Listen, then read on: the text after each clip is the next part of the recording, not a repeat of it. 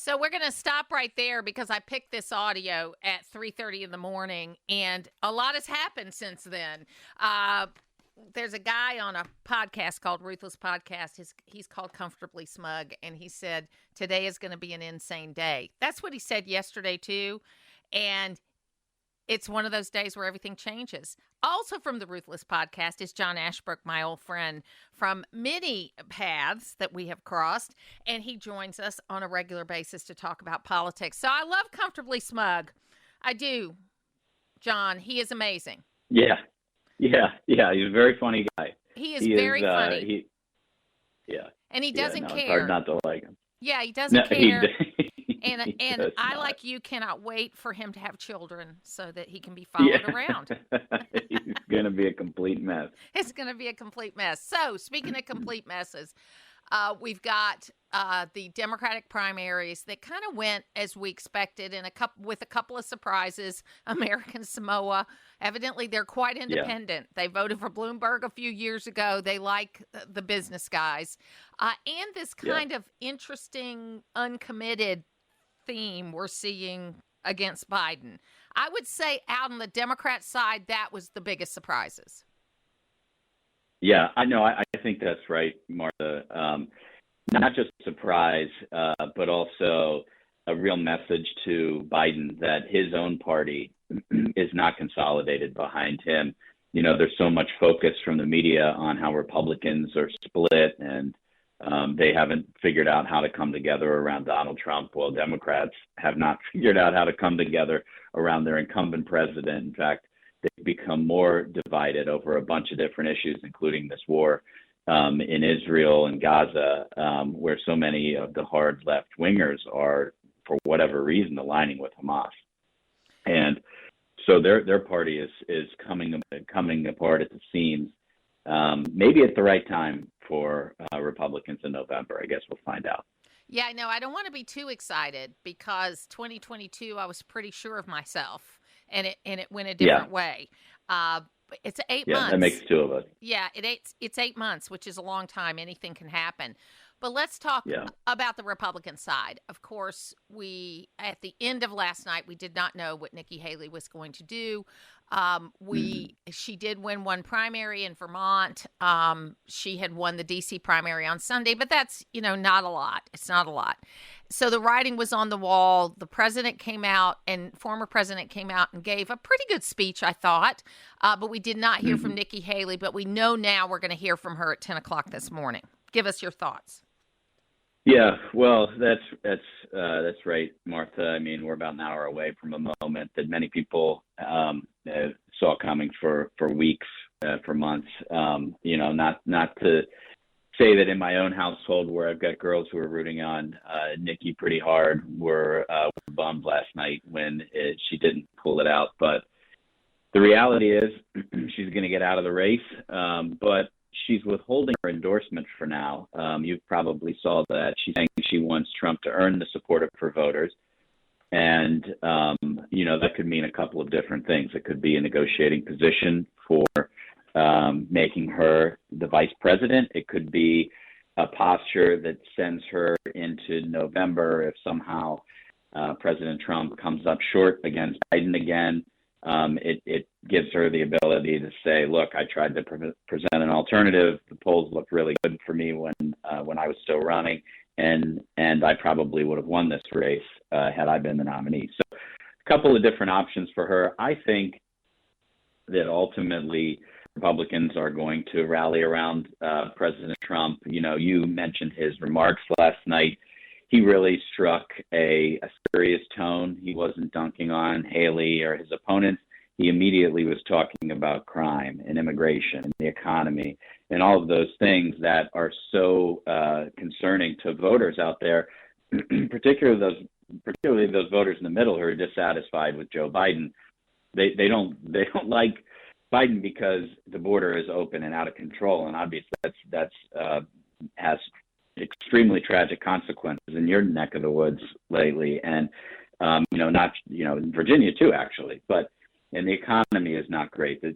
Biden points to the stock market, says some people are doing well. Well, there are a lot of others who are still struggling to afford these grocery prices, and the crime is through the roof in cities like Washington, D.C., and you have the left fighting the Atlanta police and Governor Kemp tooth and nail just because they're trying to build a training center. So there are real issues in our country that will be litigated in this presidential primary or this presidential general election. And to the extent that Trump can continue to talk about what dissatisfies voters, that will help him earn some of these Haley voters back, I think. Well, on the immigration issue too, it's a very layered thing. You've got the crimes you can point to, like the murder of Laken Riley and others, but also layered on top of that is the fentanyl poisoning and the human trafficking, which I think is 21st century slavery is what it is. Let's call it what it is. And we're letting it happen in this country. And it's all at the hands of the Biden administration. So you've got this kind of crime picture, you're right, that you can paint that is really all at the hands of Joe Biden. And I did have a Democrat call in yesterday and say, well, but the economy's so good. And I said, well, yeah, corporations are doing well and the stock market's great and people that are getting close to retirement are really happy, okay, because their 401ks are doing great. But the average person who's going to the grocery store, you can't have, you're still paying twice as much for all the basics. You're still paying a lot more for things, and real people care more about what they're shelling out every week than they are about what's going to happen in 30 years.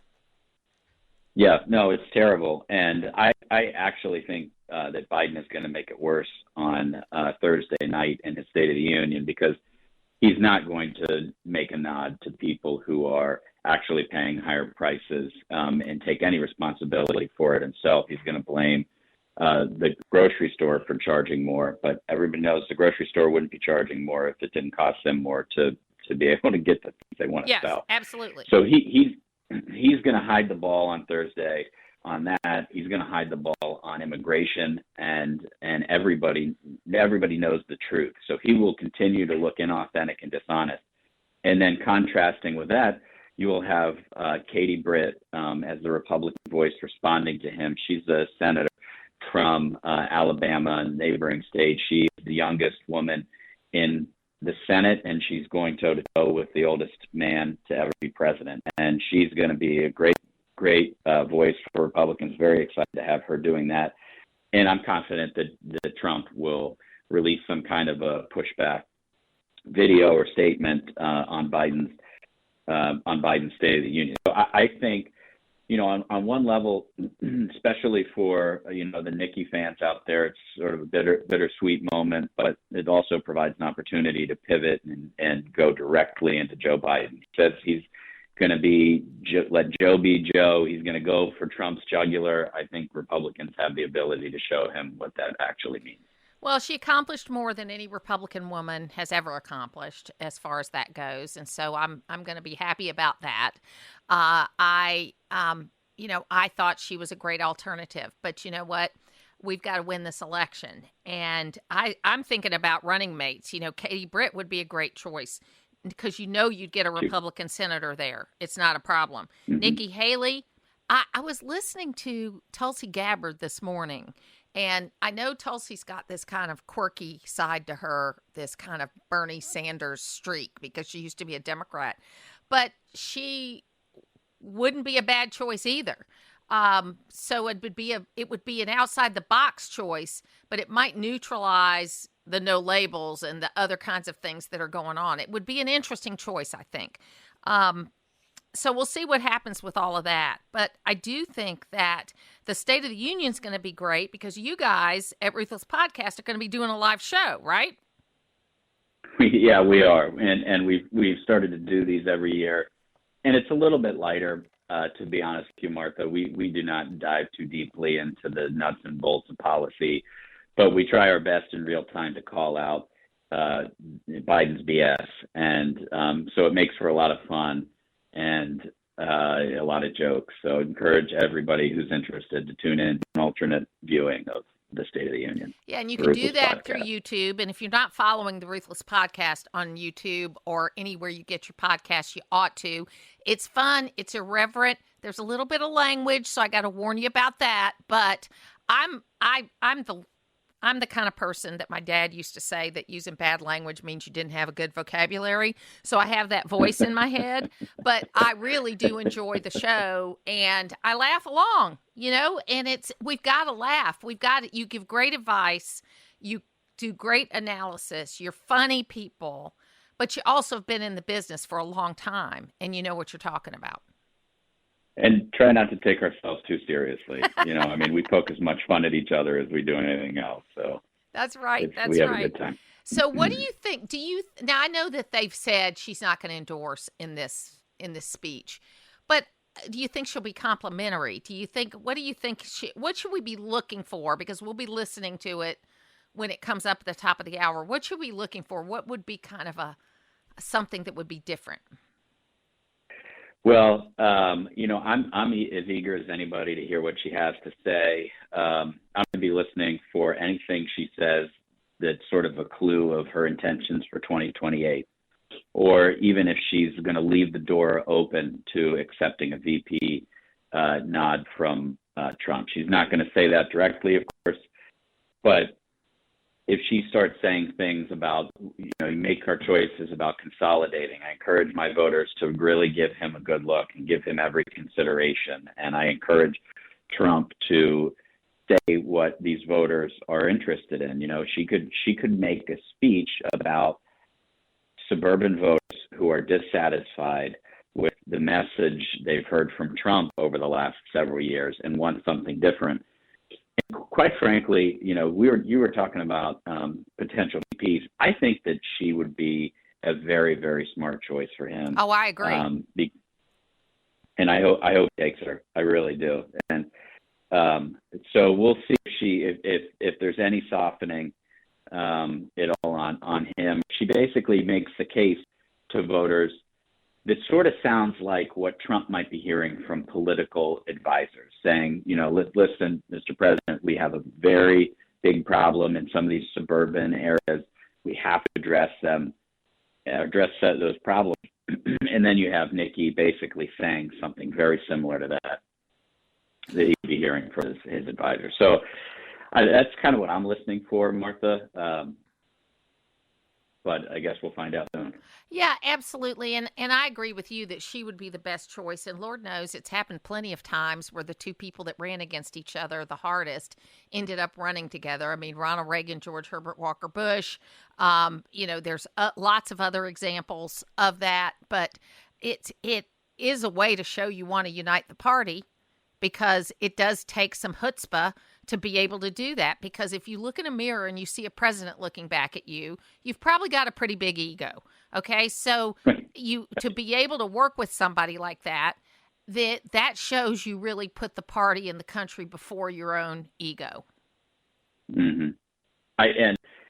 If you look at these exit polls from Super Tuesday, they showed a very clear pattern that men and women were divided in this primary. And I know that Trump won in almost all of the states, but if you look at who women were voting for, a disproportionate number were moving toward Nikki. And Republicans know that one of the most difficult issues that they will face this fall will be the same issue that was difficult for them in 2022, and that's abortion.